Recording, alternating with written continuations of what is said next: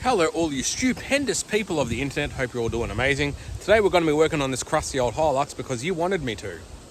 So in a previous video, I don't know, a few months ago or whatever, there was a VY Commodore sitting around here somewhere that had been sitting for years that we resurrected, sort of, kind of, and got it back up and running and kind of driving. And this thing was in the background of that video, and a whole bunch of you commented saying, what's happening with this thing? Why don't we see if we can get this thing up and running? Well, long story short, this car does belong to a mutual friend of mine, and I know he's had this thing for near on 10 years, but when he bought it off someone, it had also been sitting for quite a while. I don't really know how long, so we don't know how long this thing's been running. But long story short, and I do apologize for the wind, so I'll try and talk up a bit to get over the wind. It is pretty stuffed. It is really, really rusty. A lot of rust in the turret, rust in the pillars, Sikaflex in B pillars. Hope you've had your tetanus shot. So this thing is very likely to not see the road ever again. But my mate has been saying to me for a while, he wants me to see if I can get this thing actually even just running, because he wants to use the engine in another project. I'll pop the bonnet in a sec and show you what's happening under the bonnet, because it is packing a little bit of a surprise. But where the goal for this is to try and get this thing running for no money, basically. We don't want to spend anything on it, just see if we can get it running with some stuff that I've got in the back of the car that I found at home. It's got no rear tyres on it. It's got some weird 20-inch rims on the back, which are held on with one nut. And there's only a few nuts on the front tyres. So I'll pop the bonnet and I'll show you what's going on under there. So hiding under the bonnet is a little bit of Aussie muscle. So this thing is actually powered by an old 253 V8 out of some old school Holden of some sort. Don't really know. It's on dual fuel at some stage. It's got all these gas solenoids and stuff everywhere. Absolute mess of wiring and all that. So it is quite a bit of a mess, but we're just going to go through and check a bunch of things over. That's bone dry. Actually, heater hoses are not connected to anything, so that's probably got something to do with it. Let's pop that down there for now. Get that out the way. So we're just going to go through and do a couple of basic checks on this thing. See if it's got oil in it. We'll put something on the crank or something to see if we can get the motor to turn over first, because of how long it's been sitting. And we'll just sort of go through and work through a bunch of things, and you can come along for the ride. Before I start, I'm just putting some air in the front tyres. That one was completely flat. That one was on 11 PSI. Just so if I need to crawl under the front of it, I've got a little bit more room to work. Alrighty, so lighting underneath the front of the car at the moment. I'm going to get a ratchet up on the crank here. Let's see if we can get this thing to turn over. Yeah.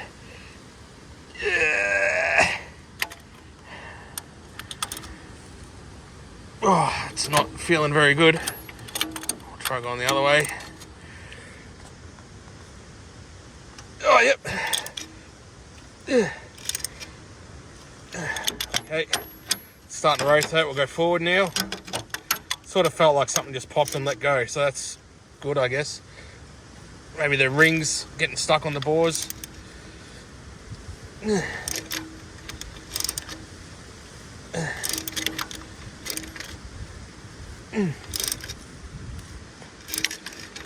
Yeah, I think we're good, guys. Anyway, it's definitely rotating, which is the main thing. I'm just going to go through and give it a couple of full rotations just in case. The good news, engine rotates. I've given it 2 full rotations and doesn't feel like anything's binding, so that's great news. When I was lying down on the ground though, I felt something sort of tickling my side, and I've looked down and there was a spider on me, and as I've moved, it's run down into that hole. So that's probably a wolf spider, so we're just going to go ahead and call him Gavin. So now we're just going to check fluids. I mean, coolant we know is empty because we've got disconnected coolant lines. Oil we'll check quickly. Sorry for putting my finger in front of the camera. that's plumb full, which is great news. Doesn't feel like it has much viscosity left in it, but it should be enough to try and get this thing to fire up. I know that it's okay to start and run engines without coolant in them for a couple of minutes, but considering this looks like it's going to be pretty easy, I'm just going to undo this hose clamp, delete this hose altogether, and I'm just going to loop that one back onto there and put a little bit of water in it, just because it'll only take a second. So I did the old swapperoo on that hose. I'm actually going to put just a little bit of coolant in it, just in case this thing ends up sitting around for a while again, just so it's got a little bit of like rust inhibitor stuff in it. This is a super concentrate, so just put about half a litre in it, and then I'm going to fill up the rest of it with just plain water. All right, so that's nice and plumb full. Had a look underneath it, nothing's dripping. But one thing I did notice when I was looking underneath it is this big red cable that's sort of hanging down. That actually is the power wire that goes to the starter motor. So then I trace that back, it's just hanging here. And then I've noticed we've got a negative battery terminal, but then we've got all these other wires with no terminal. So I'm going to need to go on a hunt through some of these cars and see if I can find a positive battery terminal so we can sit a battery in it and then keep going with testing other things. Cool, got ourselves a battery terminal, and I've banged this secondhand battery in, brought this from home.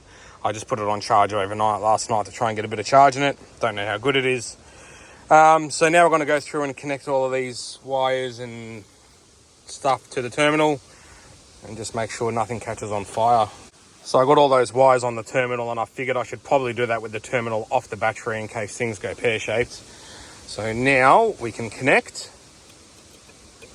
Ooh, something's clicking in here.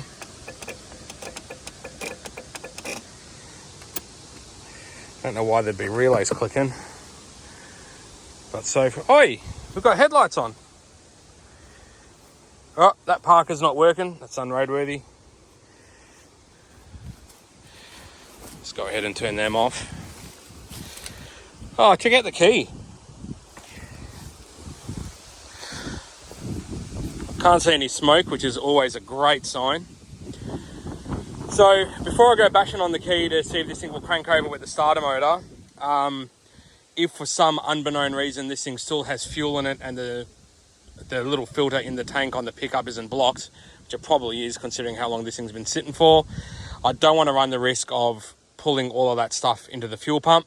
So what I'm going to do is I'm going to crawl underneath it and disconnect the feed hose from the bottom of the fuel pump, and I'm also going to disconnect this gas solenoid from the pipe between the fuel pump and the filter, and I'll show you why I do that once I do that. So we're back underneath it, and it's this hose here that I'm going to take off the bottom of the fuel pump, the mechanical fuel pump, and that runs back to the tank. So if the tank is going to be pulling, or if the pump is going to be pulling old crappy fuel when I crank the engine over, I just don't want to be pumping the pump and the filter and the carb full of nasty crap. So I'm going to disconnect that line, and then I'm going to run a new section of rubber hose from this fitting just into a jug of petrol for now. Just disconnected the fuel filter, and look at the color of the fuel that's coming out of it. Yuck. Rightio, so I made a bit of progress. We've got our new fuel hose onto the bottom of the fuel pump. That's just sitting here for now. That will just end up sitting inside this jerry can of fuel. So that's going to give us fresh fuel. I've deleted this gas solenoid out of the fuel line between the fuel pump and the fuel filter, and I've just replaced that with a bit of hose as well. And I'm just going to point that way in case there is still residual old fuel in the pump, so it doesn't squirt it towards battery and stuff like that. And I've also disconnected the coil lead from the distributor. So now we are ready to hit the key, or the pliers rather, and see if we can get this thing to crank over.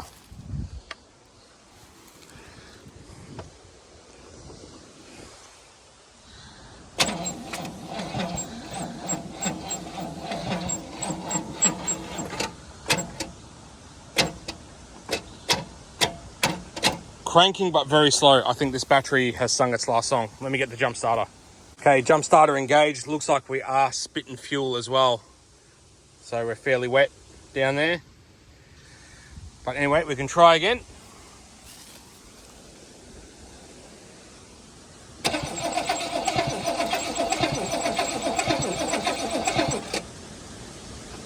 All right, so she's cranking over. It does sound like it's got a bit of a wallop in it. That could just be lifters that have bled down, or it could be a dead hole. We don't know. So next thing we're going to do is find out if we have spark coming out of the coil. So this is the coil that's wired up. I don't know why there's two coils here, probably just for fun. So we will sort of put this coil lead somewhere. I don't know, maybe just here will do, near the body. And we'll see if we get any arcage.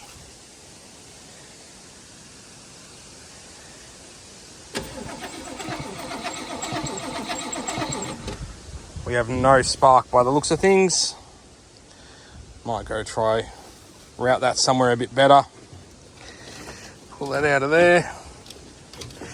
Get out of there, yeah. There we go. Let's go next to the negative battery terminal. That might be a good spot. Sort of there.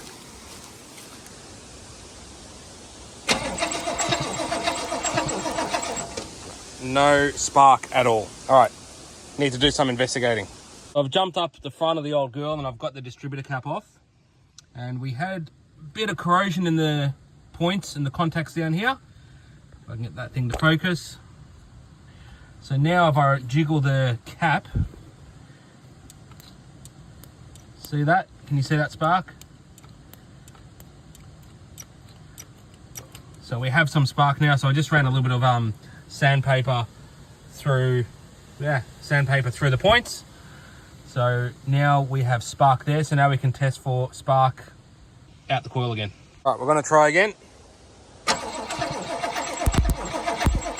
Beautiful. We have spark. So now that we know we've got spark to the distributor, we're just going to go ahead and presume that the spark plugs and everything are okay for now. We're going to connect this fuel line to here. Actually, no, we're not. We're going to leave that. Actually, no, we will. We'll connect that fuel line. We'll put the fuel hose in the jerry can. We'll give it a little bit of a squirt with some brake cleaner, which you definitely should not do. It's way too dry of a fuel for an engine that's been sitting around for a while, but it's all I've got. Then we're going to see if we can get this thing to bark off. One last thing I want to check is just if the throttle is jammed, which it's not. It moves good, and we've actually got fuel spray up there.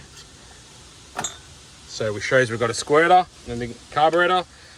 So just going to give it a little bit of that action and see what happens. Hopefully nothing backfires.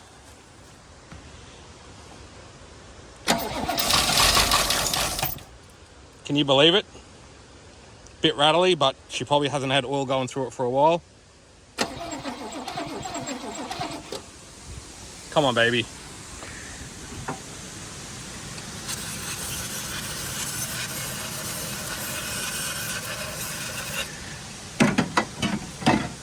I've actually got almost no brake cleaner left.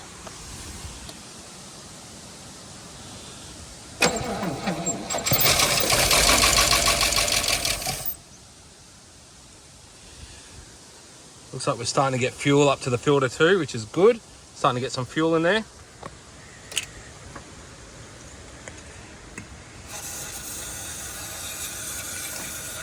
She's definitely going to want to run. My jump starter is almost flat too.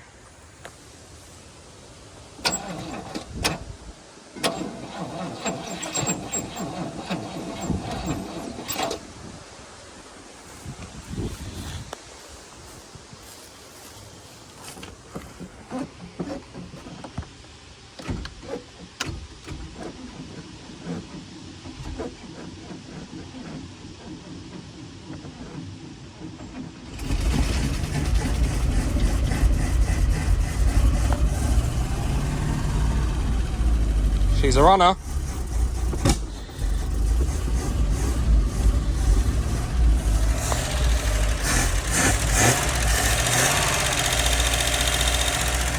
She's definitely running on fuel now, which is good. Jump starter was just about flat.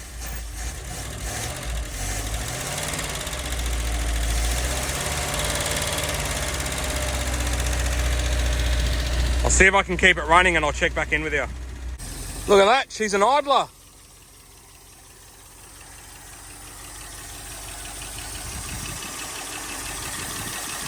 bloody quiet. I mean, exhaust-wise, it's got a fair bit of valve train noise, but not too concerned about that, considering how long it's been sitting. Got a little bit of a fuel leak. I think that fuel filter might be pretty stuffed.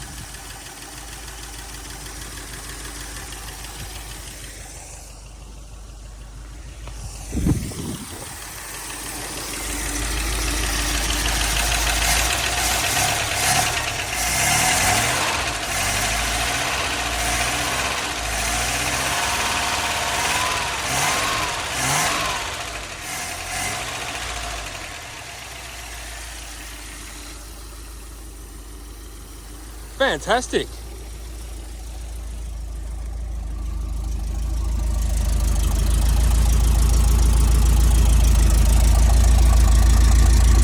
It looks like it's all running through the factory exhaust.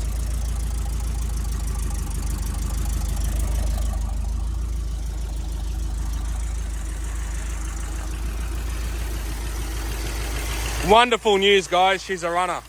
So great news, guys, that this thing does get up and running. I've had it idling now for about 20 minutes. The rattling noise is almost all but gone.